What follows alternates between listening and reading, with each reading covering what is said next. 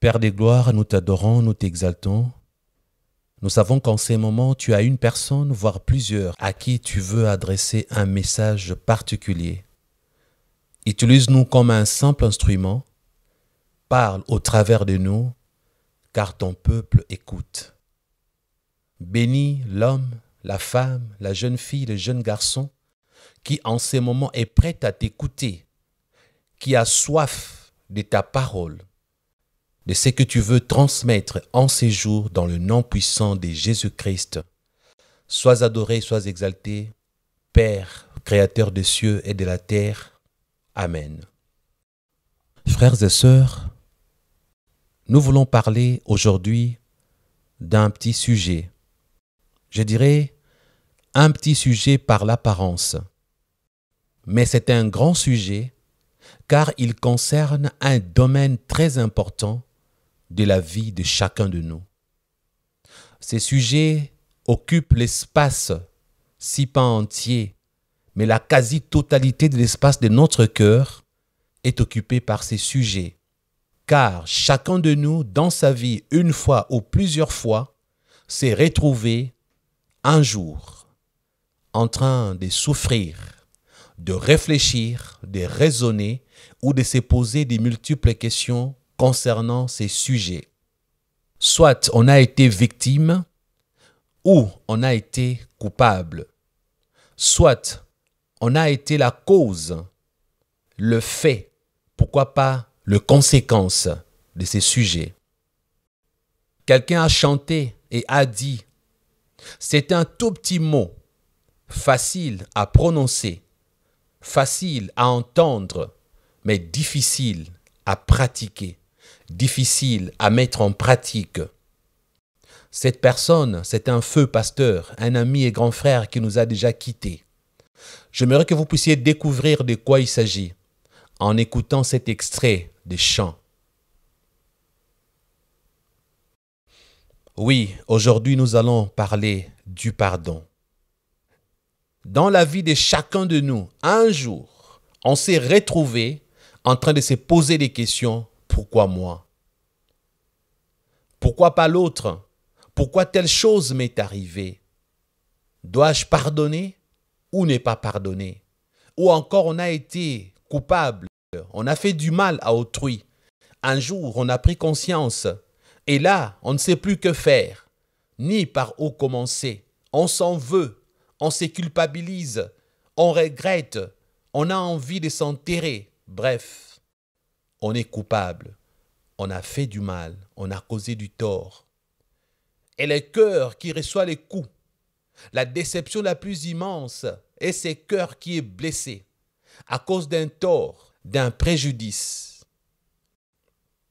Parfois on sourit, mais on pense. Parfois on rit, mais on y pense. La vie a changé. On n'est plus la même ni la même personne. Toi qui étais avant joyeux, toi qui vivais une merveilleuse vie, mais un jour, à une certaine heure, à un certain endroit, quelqu'un t'avait fait du mal et toute ta vie avait basculé. Bien des fois, ceux qui nous font du mal ne savent pas qu'ils transforment notre être. Il y a des gens qui ont changé, qui sont devenus méchants à cause du mal qu'on leur a fait dans le passé. On devient vindicatif. Oui, un mal qu'on a connu, vécu, peut nous changer, nous transformer, peut changer quelqu'un en monstre ou en animal. Je ne finirai pas ces courts messages sans m'adresser à toi qui penses que le mal qu'on a eu à te faire est plus douloureux, est plus grave. Il y a des gens qui ont des problèmes, qui pensent que leurs problèmes dépassent les problèmes des autres. Il y a des gens qui pensent que le mal qu'on leur a fait est tellement grave que personne n'a connu pire. Écoutez les 3 exemples que je vais vous donner. Eh bien, on va voir si réellement ce qu'on vous a fait dépasse les autres. Il y a une sœur qui a raconté son histoire. Son histoire m'a fait mal au cœur et m'a fait pleurer. Parce que c'était à l'est dans notre pays, RDC, République démocratique du Congo. À l'est, là où il y a souvent la guerre, frontière entre la RDC et le Rwanda. Cette sœur était jeune, elle était gamine, n'avait même pas encore l'âge de 18 ans si ma mémoire est bonne. Elle avait une petite sœur qui avait 15 ans. Et ces jours-là, chez eux à la maison, son père était là, sa mère était là, sa petite sœur était là, ainsi qu'elle-même. Un jour comme tout autre jour, un jour apparemment merveilleux. Mais subitement, en une seconde, un désastre va se passer. Les rebelles sont arrivés chez eux. Ils sont entrés, ils étaient armés. Lorsqu'ils entrent, ils menacent tout le monde. Ils saccagent la maison. Et là, ils se mettent à prendre ces jeunes filles de 15 ans et de 17 ans pour les violer. La maman s'interpose pour dire « Laissez mes filles, faites de moi tout ce que vous voulez. Prenez mon corps, mais s'il vous plaît, laissez mes filles, je vous en supplie. » Elle pleurait, elle suppliait la pitié.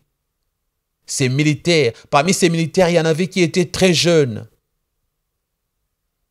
Environ 19 ans, 20 ans. Il y en avait de toutes catégories comme militaires. Alors qu'elle suppliait, alors qu'elle pleurait, aucune pitié. Ces militaires l'ont frappé, l'ont jeté par terre, l'ont violé. La maman a été violée. Non pas seulement violée, mais ensuite, ils vont l'assassiner. Devant ses enfants, devant ses deux filles, devant son mari, son époux, qui était passé à tabac et qui était obligé de vivre une telle scène où sa femme était en train d'être violée avant d'être assassinée, où ces deux filles passaient à tabac, mais aussi violées, frères et sœurs. La sœur qui racontait cette histoire m'a fait mal au cœur. Lorsqu'elle raconte son histoire, lorsque vous écoutez son histoire, lorsque vous apprenez son histoire, vous vous dites « Oh, qu'il y a de monstres dans ce monde. Oh, qu'il y a des animaux dans ce monde. Oh, qu'il y a des démons dans ce monde. Comment est-ce qu'une personne normale peut infliger quelque chose à une autre personne? Pourquoi? Parce que violer une fille de 15 ans par plus de 10 hommes. Et ce qui est étrange, elle s'est mise à saigner cette fille de 15 ans comme une truie. Déchirure. Il y avait du sang qui coulait de partout. Après l'avoir violée, celle-là de 15 ans, les violeurs ont continué avec la grande sœur. Comme ils étaient nombreux, ils se sont partagés le butin. 10, vous violez la petite de 15 ans. Peut-être 15 autres, vous violez l'autre de 17 ans. Et la grande sœur qui raconte cette histoire, elle fut aussi violée. Imaginez une fille vierge qu'on est en train de violer par plus de 10 hommes. Une fille vierge qu'on viole brutalement. Déchirure en bas, les sangs qui coulent de partout. Et ce n'est pas fini. Au lieu de s'arrêter là, les violeurs se contentent de prendre, je ne sais pas moi, des bananes et d'introduire dans le sexe de ces deux jeunes filles. Et les papas en train de regarder. Et cette jeune sœur a dit, lorsque les violeurs sont partis, son père pleurait. Son père était déchiré. Son père avec des larmes aux yeux. Sa femme violée devant lui. Sa femme assassinée devant lui. Ses deux filles abusées, déchirées. Il fallait chercher l'hôpital, elle saignait, la honte. Un tel événement. Ça faisait très mal de vivre une telle chose. Le papa a dit, un jour, je vous vengerai. Un jour, je trouverai ceux qui vous ont fait ça. Même l'un d'eux, je le tuerai de mes propres mains. Et la fille qui nous raconte l'histoire, si je m'arrête là, vous allez dire, oui pasteur, c'est une histoire triste. C'est cruel, c'est ce que vous allez dire. Mais malheureusement, ça ne s'arrête pas là. L'histoire va continuer. Le désastre ne va pas s'arrêter là. Le film d'horreur ne va pas s'arrêter là pour cette fille qui raconte l'histoire. Parce que, après quelque temps à l'hôpital, on va annoncer au père, la cadette de 15 ans, malheureusement, elle vient d'attraper le sida. Elle est séropositive après quelques mois. Déviergée par des violeurs, comme si cela ne suffisait pas, qu'elle soit violée, abusée par plus de 10 hommes. Et elle apprend maintenant qu'elle a le sida à cause d'un viol. Frères et sœurs, frères et sœurs, frères et sœurs. Et la grande sœur qui raconte l'histoire, elle aussi, ce n'était pas fini. Quelques mois après, elle se surprend enceinte. Waouh! La petite sœur qui attrape le virus des sida, la maman assassinée, et la grande sœur se retrouve avec une grossesse après ses viols.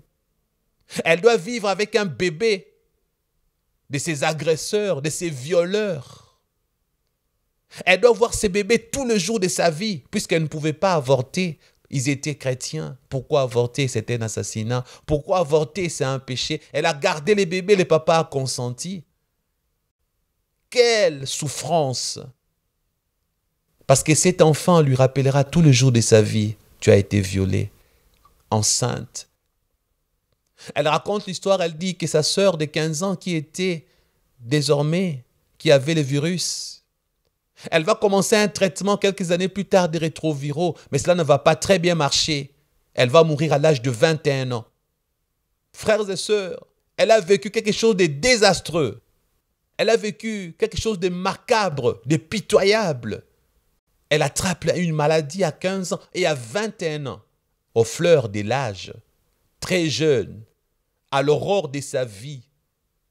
Sans arriver au crépuscule de sa vie, elle va s'éteindre à 21 ans. Frères et sœurs, elle passe la vie à trépas. Elle meurt. Avant sa mort, elle souffrait. « Seigneur, pourquoi moi? Seigneur, pourquoi moi? Qu'ai-je fait pour mériter une telle chose ?» La cruauté des hommes. Le péché d'Adam et Ève a fait de sorte que les hommes sont ce qu'ils sont aujourd'hui. Dieu un jour s'est repenti d'avoir créé l'homme au point de détruire toute l'humanité par un déluge. Frère, Dieu n'est pas indifférent. Dieu ne peut pas intervenir toujours. Pourquoi? Parce que il avait demandé à Adam et Ève de procréer et d'assujettir. Ça veut dire de dominer l'humanité, de dominer le monde. Qui dirige le monde? Ce n'est pas Dieu. D'ailleurs, la Bible dit, le monde entier est sous la puissance du malin. Parce qu'à l'époque où le monde appartenait à Adam, Adam qui était maître de tout, en écoutant Satan, en partisant avec Satan, Satan a ravi à l'homme l'autorité de diriger la terre. Satan a ravi à l'homme la direction terrestre. La Bible dit que désormais, le monde entier est sous la puissance de l'ennemi. Et lorsque Dieu voit ces choses arriver, Dieu a mal. Mais qu'est-ce qu'il peut faire si ce n'est de sauver ton âme? Qu'est-ce qu'il peut faire? Oui, des fois, Dieu fait le miracle pour empêcher que pareilles choses ne nous atteignent. Mais lorsque Dieu ne fait rien, ce n'est pas parce qu'il est méchant. C'est parce que ce n'est pas sa faute, bien-aimé. Ce n'est pas la faute de Dieu. Arrête d'en vouloir à Dieu. Les diables endurcissent ton cœur. Tu risques de mourir et d'aller en enfer. De vivre l'enfer sur terre et d'aller vivre l'enfer après ta mort. Non, ma sœur. Non, mon frère. Il ne faut pas en vouloir à Dieu, s'il te plaît. Je reviens sur cette histoire. L'histoire n'est pas finie, bien-aimé. Pour oublier ce qui s'est passé à l'Est, le papa va prendre ces deux jeunes filles, va les amener dans la capitale, à Kinshasa. Arrivée à Kinshasa, la sœur raconte, elle va aller s'inscrire à l'université, elle va étudier, elle va finir ses études. Dieu lui a fait grâce. Et son enfant du viol grandira aussi. Un jour, Dieu lui fait grâce. Je vais sauter les détails. Elle va se marier avec un homme. Alors, elle va se rendre compte que le jour du mariage, les anciens amis de son époux disaient à l'homme, « Ah, Mwalimu, toi tu t'es vraiment marié ?» Une phrase du genre, « Ton corps était beau avec la tenue militaire, mais on se rend compte que la tenue du mariage te va mieux que la tenue militaire. » Alors elle va dire, « Chérie, tu étais militaire avant ?» Quelques temps après, l'homme va dire, « Ma chérie, je ne sais pas que te dire. J'aimerais bien te parler de ma jeunesse, de mon enfance, mais j'ai fait tellement de choses qui me terrorisent. J'ai honte pour mon passé. Parce qu'à l'est du pays, j'étais jeune enfant. Les rebelles sont venus, nous ont pris. Ils nous ont amenés, nous ont forcés de porter les armes, nous ont poussés à faire des choses indignes. Et je me souviens, là, à l'est, un jour, nous étions toute une troupe. Nous sommes arrivés dans une maison. Il y avait un homme avec sa femme et ses deux filles. Nous avons fait subir à cette famille des choses impossibles en tuant leur maman, en violant les 2 filles de cet homme. Et lorsque je vois ces images, je souffre dans mon cœur. Pourquoi ai-je fait ce genre de choses? Voilà pourquoi c'est une partie de ma vie que j'aimerais bien oublier. Je me culpabilise, je fais du mal à ces gens. Je ne sais pas qu'est-ce qu'ils sont devenus. Voilà pourquoi je t'assure qu'aujourd'hui Dieu m'a fait grâce. J'ai pu étudier parce que j'avais quitté l'armée, j'ai fait le droit et je suis devenu quelqu'un d'important. Et aujourd'hui, je me suis marié, j'ai une femme telle que toi, je suis heureux à tes côtés. Et la jeune fille s'est rappelée que son papa voulait toujours se venger contre les assassins de sa femme et les violeurs de ses 2 filles. Et là, elle se rend compte qu'en face d'elle, elle a en face d'elle l'assassin de sa mère. Elle a en face d'elle le violeur de sa sœur. Elle a en face d'elle son propre violeur à elle. Comment elle a su que cet homme était son violeur? Parce que si cet homme avait le sida, cet homme n'allait pas être là devant elle. C'est que ceux qui avaient violé sa sœur, c'était ceux qui avaient le sida, ils sont peut-être morts. Mais celui qui était en face n'avait pas le sida. Comme elle-même n'avait pas le sida, elle s'est dit, il doit être parmi ceux qui m'avaient violé, vu qu'il n'a pas le sida, vu que moi je n'ai jamais attrapé le sida. Donc celui qui est en face de moi, c'est mon violeur. Et lorsqu'elle raconte cette histoire, frère, dans n'importe quelle salle, lorsqu'elle témoigne, vous allez vous mettre à pleurer. Qu'est-ce qu'il fallait qu'elle fasse? Devait-elle pardonner? Est-ce qu'elle devait dire la vérité à son père? Vous voyez? Laissez-moi vous poser une question. Est-ce que votre histoire est autant triste que son histoire? Est-ce que votre histoire est autant macabre que la sienne? Oui, il y a des gens qui ont vécu des choses impossibles, des choses innommables, des cruautés atroces. Obligée de pardonner. Elle devrait pardonner. Elle devait pardonner. Elle ne pouvait que pardonner. Mais là, elle a épousé l'assassin de sa mère. Elle a épousé son violeur d'enfance. Frères et sœurs, elle racontait cette histoire parce qu'à la fin, elle a été obligée de pardonner. Non pas seulement pardonner, mais continuer à vivre avec son assassin. Mais continuer à vivre avec son bourreau. Non pas seulement pardonner, mais elle a eu à épouser l'assassin de sa mère. Je m'arrête là. Mais j'aimerais d'ores et déjà vous dire que le manque de pardonner peut conduire en enfer. Parce que ces derniers temps, nous sommes en train de réfléchir, nous sommes en train de prêcher, d'enseigner sur la perdition éternelle, sur le salut éternel qui est le don gratuit de Dieu, sur le royaume des cieux qui est le don gratuit de Dieu. Puisque nous parlons de l'enfer, j'aimerais souligner et signaler à qui veut m'entendre que le manque du pardon, le manque de pardonner peut entraîner quelqu'un en enfer.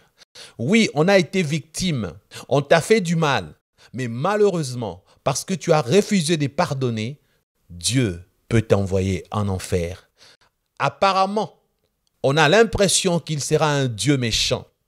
Frères et sœurs, nous avons entendu les gens dire, pourquoi moi? Pourquoi seulement moi? Qu'ai-je fait à Dieu pour mériter une telle chose?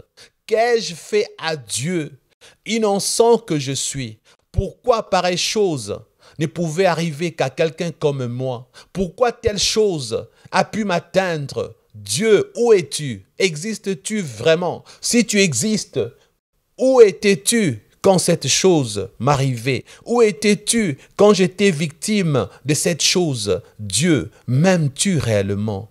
Que de multiples questions qu'on se pose, des questions qui demeurent sans réponse, qui torturent notre âme, qui détruisent notre cœur, qui paralysent notre existence. Oui frère, oui ma sœur, je sais qu'aujourd'hui, toi qui m'entends, toi qui m'écoutes, tu es en train de voir un épisode de ta vie, une séquence de ton existence, ces jours-là, quand ces malheurs s'étaient abattus sur toi. C'est que les gens ne savent pas. Oui, tu as envie d'oublier. Oui, tu aimerais bien ne plus te rappeler de cet événement. Oui, le vœu de ton cœur, c'est de ne plus y penser. Tu aimerais bien effacer ces choses dans ta tête. Le mal que tu étais en train de connaître, tu aimerais bien que ce qu'on t'a fait puisse disparaître. Tu aurais voulu que ça soit un rêve, mais malheureusement, c'était une réalité. Tu l'as réellement vécu. La chose était réellement arrivée. Oui, ma sœur. Pourquoi moi? J'ai vu des gens qui refusent de pardonner J'ai vu des gens qui en veulent à Dieu.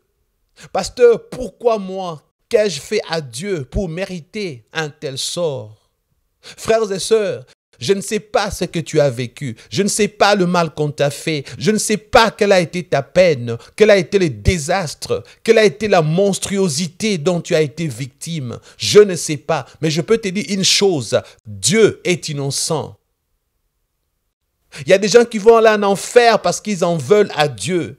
Ils s'en prennent contre Dieu. Non, c'est la faute de Dieu. Pourquoi il a permis ça? Je n'étais qu'une gamine. J'étais innocente. J'aimerais te dire une chose, frères et sœurs. Si tu peux t'en prendre à quelqu'un, tu dois t'en prendre à Adam, notre Père à tous. Tu dois t'en prendre à Adam et Ève. Parce que Dieu est innocent. Dieu essaie de te mettre à la place de Dieu. C'est Dieu qui a créé l'univers, qui a créé toutes choses, qui a créé l'homme à son image, l'a placé dans le jardin d'Éden, avec comme instruction, tu toucheras à tout sauf à cet arbre. Dieu a été victime de la désobéissance d'Adam. Ce n'était pas la faute de Dieu, c'est notre ancêtre, notre papa. Toi tu dis non, c'est Adam qui avait péché, ce n'est pas moi. Non. C'est Adam, notre papa, qui avait péché. Nous subissons les conséquences d'Adam. Dieu demeure un Dieu juste. Peu importe le mal qu'on t'a fait. Tu as été violé par 10 hommes. On a assassiné ta femme devant toi. On a assassiné tes enfants devant toi. On t'a violé par ton père. On t'a déçu. On t'a volé tout l'argent. On t'a blessé. Tu as été paralysé par le mal qu'on t'a fait. Dieu est innocent. Parce que ce n'est pas Dieu qui a introduit le péché dans le monde. C'est Adam, notre ancêtre, notre père à tous. Si on doit s'en prendre à Dieu, on se retrouvera un jour en enfer. Parce que Dieu n'est pas coupable du mal qu'on t'a fait. J'ai commencé par là parce que lorsqu'on va demander à quelqu'un de pardonner, la personne va dire, mais pourquoi dois-je pardonner? Pourquoi dois-je pardonner? Je n'aimerais pas finir cet enseignement aujourd'hui sans aider ceux et celles qui ont été victimes de plusieurs déceptions dans leur vie. Vous avez comme une épée Damoclès au-dessus de vos têtes parce que le fait que votre cœur a été blessé et que vous avez du mal à pardonner, vous avez comme une épée Damoclès sur vos têtes. Un danger pèse. Un danger guette. Oui, la possibilité d'aller en enfer parce que on refuse de pardonner, parce que on s'en prend à Dieu. Oui, pardonner, ça fait très mal. De pardonner à ces violeurs. Lorsque tu es en train de revivre la scène, c'est difficile de pardonner à cet assassin.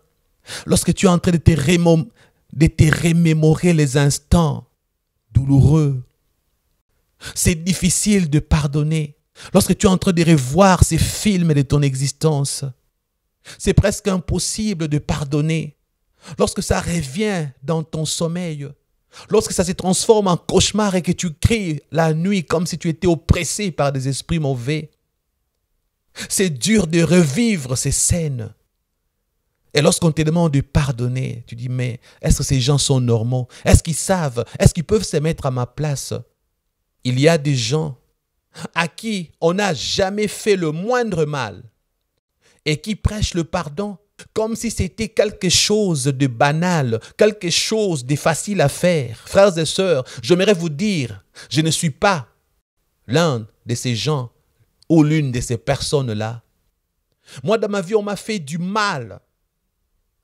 J'ai tellement souffert, j'avais du mal à pardonner. Comment lui? Comment elle?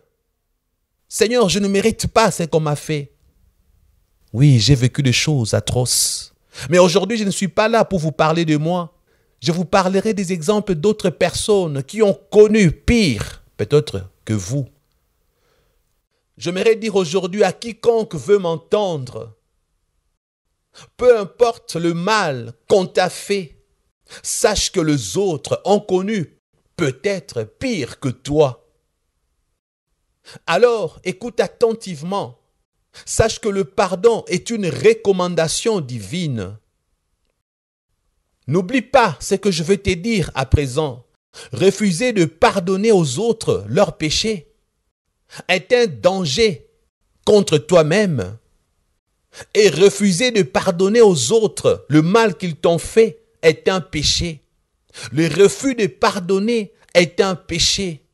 Si on vous ne l'a jamais dit, je vous l'ai dit aujourd'hui, ne soyez pas inquiets, parce que je vous donnerai le verset biblique qui en parle.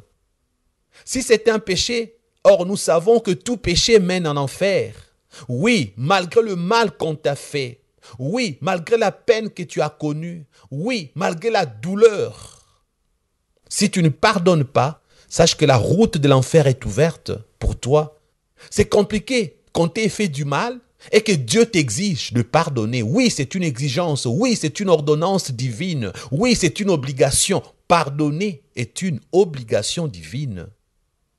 Oui, malgré le mal qu'on t'a fait et la douleur de ton âme, si tu refuses de pardonner, tu risques de te perdre à tout jamais. Ouvrons déjà nos Bibles. Première lecture pour aujourd'hui. Lisons Matthieu chapitre 6, verset 12 qui dit, vous connaissez bien la prière de notre Père, n'est-ce pas? Dans cette prière de notre Père, il est dit, pardonne-nous nos offenses, comme nous aussi nous pardonnons à ceux qui nous ont offensés. Alléluia. Jésus-Christ, lorsqu'il apprenait aux disciples comment prier, il a mis dans le Notre Père cette séquence, pardonne-nous nos offenses, comme nous aussi nous pardonnons à ceux qui nous ont offensés. Frères et sœurs, là nous sommes au verset 12 du chapitre 6 de Matthieu. Mais essayons un peu de sauter, versets 13 et 14. Arrivons au verset 15. Écoutez ce que la Bible dit. Mais si vous ne pardonnez pas aux hommes, votre Père ne vous pardonnera pas non plus vos offenses. Vous entendez? Ce n'est pas moi qui en parle. Ce n'est pas moi qui l'ai dit. C'est la Bible qui l'ai dit. Si vous ne pardonnez pas aux hommes, la Bible n'a pas dit aux anges, la Bible n'a pas dit aux animaux, aux hommes, au pluriel. Plusieurs hommes t'ont fait du mal. Dieu te demande de pardonner. Parce que si tu ne pardonnes pas, Dieu te dit que tes propres péchés ne te seront pas pardonnés. Alors si Dieu ne pardonne pas tes péchés, où iras-tu après ta mort? En enfer, bien sûr. Je sais que tu souffres. Je sais que tu as mal. Mais la Bible dit que tu dois pardonner, mon frère. La Bible dit que tu dois pardonner, ma sœur. Je sais que tu as mal. Moi-même, j'ai eu mal dans ma vie, du mal. On m'a fait tellement de choses impossibles. Mais Dieu m'a dit, Christian, tu dois pardonner. Oui, ma sœur, tu dois pardonner. Si tu ne pardonnes pas, tu iras en enfer. Si Dieu ne te pardonne pas, tu n'iras nulle part autre que dans les temps de feu. Vous savez, frères et sœurs, un jour, l'apôtre Pierre a demandé à Christ, « Combien de fois dois-je pardonner ?» Jésus-Christ lui a dit, 77 fois 7 fois. Frères et sœurs, 77 fois 7 fois, faites donc les calculs. Il me fait du mal, j'ai pardonné. Combien de fois je pardonnerai cet homme? Combien de fois pardonnerai-je cette femme? Jésus t'a dit aujourd'hui 77 fois 7 fois. As-tu atteint 77 fois 7 fois? Et puis Jésus a été clair. La question de Pierre a été limpide comme l'eau. Pierre devait savoir en une journée combien de fois doit-il pardonner à son prochain. Jésus a dit 77 fois 7 fois en une journée. Autrement dit, infiniment. Autant de mal qu'on te fera, autant tu dois pardonner. C'est dur la parole de Dieu. C'est dur d'apprendre que si je ne pardonne pas, Dieu ne me pardonnera pas. C'est dur d'apprendre que Dieu m'exige de pardonner. Essayez de vous mettre à la place de Dieu. Lui qui nous a pardonné, nous qui l'avons assassiné, nous les hommes. Le Fils de Dieu est venu La Bible dit qu'il est la parole qui a créé toutes choses. Elle a pris chair, cette parole. Elle a vécu au milieu de nous et parmi nous. Et nous avons crucifié la parole qui nous a créés. Le Créateur a été crucifié sur une croix de bois par les hommes que lui-même a eu à créer, frères et sœurs. Et c'est Dieu-là nous a pardonné. Non pas seulement qu'il a pardonné, il est monté sur la croix et il est mort pour les assassins qu'il a assassinés. Frère, qu'est-ce qu'on t'a fait? A-t-on assassiné ta femme? A-t-on volé dans ta maison? Quel mal on t'a fait? Oui, tu dois pardonner. Le pardon est une puissance qui libère. Lorsque Dieu te demande de pardonner, Dieu te demande de le faire pour te libérer. Parce que le manque de pardon était un péché. Dieu te demande de pardonner pour te libérer. La Bible dit, lorsqu'on te fait du mal et que tu retournes le bien, c'est comme du charbon ardent que tu mets sur la tête de ceux qui t'ont fait du mal. Ne pense pas que lorsque tu pardonnes, les personnes que toi tu as pardonnées, que les personnes là vont s'en sortir. Lorsque Christ à la croix a dit, Père, pardonne-leur, ils ne savent pas ce qu'ils font. Ce n'est pas parce que Christ avait dit pardonne-leur que tous les gens qui lui avaient fait du mal étaient pardonnés et sont entrés au ciel, non. Christ a dit pardonne-leur, ils ne savent pas ce qu'ils font. Mais la majorité de ces bourreaux sont partis en enfer. Pardonne-leur, ils ne savent pas ce qu'ils font. Mais Dieu s'est vengé contre ses ennemis. Oui, Dieu se venge. Oui, Dieu garde rancune contre ses ennemis. Ceux qui t'ont fait du mal sont les ennemis de Dieu. Ce ne sont pas tes ennemis. Ceux qui t'ont fait du mal sont les ennemis de Dieu. Dieu va s'en charger car il dit dans les Saintes Écritures, à moi la vengeance et à moi la rétribution. À moi la vengeance et à moi la rétribution. Toi, tu ne peux pas être vindicatif ni vindicative. Toi, tu dois pardonner. Dieu t'évangera. Dieu s'occupera de tes ennemis. Ne pense pas que quand tu leur pardonnes qu'ils entrent au ciel, non. La majorité de ceux que tu pardonnes se trouveront en enfer. La majorité de ceux que tu pardonnes se retrouveront un jour en enfer parce qu'ils t'ont fait du mal.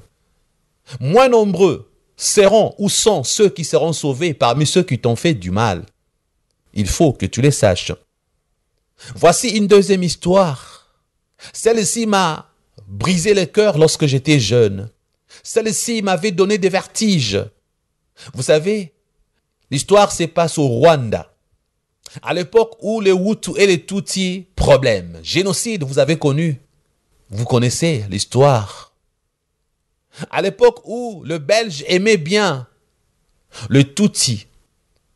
Les Belges ont mis les Tutsis à l'avant-plan. Les Tutsis ont dirigé avec le Belge. Et lorsque les Belges sont partis, ça a créé un problème. Les Tutsis contre les Hutus. Et les Hutus, pour se débarrasser un jour des Tutsis, se sont mis à les appeler des cafards.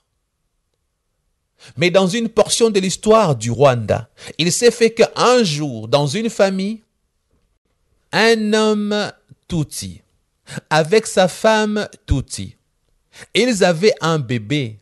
Ils allaient toujours au travail et ils avaient engagé dans leur maison, comme une bonne, telle qu'on dit en Afrique, une bonne femme de ménage, qui restait garder leur bébé. Après le travail, lorsque revenaient l'homme et la femme, la bonne pouvait partir. Oui, patron, le travail a été bien, la journée a été bonne, elle pouvait s'en aller. Et ces jours-là, la bonne est restée avec le bébé. Ils sont partis au travail, l'homme et la femme. Et lorsqu'ils sont revenus, ils trouvent la bonne à l'entrée. Bonsoir, patron. La bonne, très polie, très gentiment, les salue. Après les avoir salués, elle leur dit, les bébés dorment, laissez les bébés tranquilles parce qu'il a beaucoup pleuré aujourd'hui. Ne les dérangez pas pour ne pas... Si vous le dérangez, que vous le réveillez, il va se remettre à pleurer et ça ne sera pas bon. Laissez les bébés dormir. Mais je préparais pour vous de la viande, tout est sur la table, lavez-vous, mangez. Dès que le bébé va se réveiller, il va pleurer, vous allez vous en occuper. La patronne ainsi que le patron ont dit à la bonne merci. Et la bonne est partie. Les deux sont entrés à la maison, ils se sont lavés et après se sont mis à table. Ils se sont mis à manger. La bonne avait préparé une très bonne viande. Ces jours-là, la femme dit à son époux, « Chérie, En tout cas, la bonne, cette fois-ci, a pu choisir une très bonne viande. D'habitude, quand elle va au marché, parfois elle nous achète la viande de mauvaise qualité, c'est dur, c'est difficile à croquer avec le dent, mais aujourd'hui, en tout cas, c'est une viande vraiment très douce. Ils étaient contents, ils ont mangé. Et puis après, ils se sont mis à parler, à causer, à se reposer. Quelques heures plus tard, la femme va dire à son mari, « Mais chérie, il y a plusieurs heures depuis qu'on est de retour. Bientôt, on va dormir, mais depuis que nous sommes là, nous n'avons pas jeté un coup d'œil. Est-ce que le bébé dort tranquillement? » Oui, il dort tranquillement parce que il ne pleure pas. On l'entend pas crier, on l'entend pas pleurer. Alors jetons quand même un coup d'œil pour voir si le bébé dort paisiblement, puisque il ne pleure même pas, il ne crie même pas. Et lorsqu'ils sont entrés dans la chambre de l'enfant, donc du bébé, arrivés tout près du berceau, frères et sœurs, qu'est-ce qu'ils trouvent? Une lettre. Mais où est notre bébé? Le bébé n'est pas dans la chambre. Le bébé n'est pas là. Où est notre bébé? Ils n'ont trouvé qu'une lettre dans le berceau. Lorsqu'ils ont pris la lettre, voici ce qui était écrit. Bon appétit et bonne digestion. La viande que vous avez mangée, c'était votre propre bébé. Frères et sœurs. Et à la fin de la lettre, si vous voulez la preuve, vous retrouverez sa tête derrière la maison. Un ajout pour vous faire comprendre combien c'était cruel. Frères et sœurs, la maman a mangé son bébé, le papa a mangé son bébé. Pourquoi les Hutus avaient fait une telle chose pour se venger des Tutsis? Pourquoi les Hutus avaient fait une telle chose? Parce qu'elles voulaient se venger de tout le mal que les Tutsis avaient eu à faire aux Hutus. Frères et sœurs, il y a aujourd'hui le peuple qui ne s'entendent pas. Je suis allé à Brazzaville, Congo d'en face de chez nous, pour prêcher plusieurs fois l'évangile. On m'a invité dans les églises faire des séminaires, faire des conventions. Mais un jour, j'avais mal au cœur lorsqu'on m'invitait au nord de Brazzaville. Ceux qui étaient au sud ne me suivaient pas au nord. Mais je les appelais pour dire, mais vous êtes mes enfants spirituels, mais pourquoi vous ne venez pas là où je suis? Un jour, l'un d'eux a eu le courage de me dire, mais toi tu es au nord, nous sommes du sud. On ne peut pas venir au nord. Mais je leur ai posé la question, pourquoi? Eh bien, parce que ici, le nord et le sud, on ne s'entend pas. Il y a eu guerre, on s'est entretués. Il y en a qui me disaient, mais le nord, c'est le pouvoir. Nous, on ne peut pas arriver là-bas. C'est dangereux. Je prêchais dans une église. J'ai trouvé qu'à Brazzaville, ces problèmes du nord et du sud continuaient plusieurs décennies après les événements. Oui, frères et sœurs, il y a des choses qui peuvent pousser le peuple à se haïr, à se détester, mais la Bible nous demande d'aimer nos ennemis. Dieu ne permet pas aux chrétiens d'avoir des rancunes. Dieu ne tolère pas les racismes. Dieu n'accepte pas les tribalismes. Dieu refuse que tu te venges. Dieu ne t'autorise pas à rendre le mal pour le mal. Dieu n'accordera jamais à ses enfants de détester les autres. Mais parmi les enfants de Dieu aujourd'hui, tribalisme, racisme. Frères et sœurs, est-ce que les deux exemples que j'ai donnés aujourd'hui, peux-tu me rassurer que le mal qu'on a eu à te faire est plus atroce que ce que tu viens d'entendre et d'écouter aujourd'hui? Tu dois pardonner. Tu dois pardonner. Le pardon est une puissance qui libère. Le pardon est une puissance qui libère. Libère ton cœur du mal qu'on t'a fait. La blessure intérieure est profonde. Le sang de Jésus, la Bible dit, c'est par ses meurtrissures que nous sommes guéris. Christ a été blessé à la croix pour que toi, tu sois guéri de tes blessures. La blessure intérieure est une plaie qui guérit par le sang de Jésus. La blessure intérieure est une plaie qui trouve guérison miraculeuse par le sang versé de l'agneau immolé de Dieu qui ôte les péchés du monde. Par ces meurtrissures, nous sommes guéris. Guéris des blessures intérieures. Guéris du mal qu'on t'a fait. La douleur de ton cœur, donne-la à Jésus. L'expression malheureuse de ton âme, remets-la à Jésus.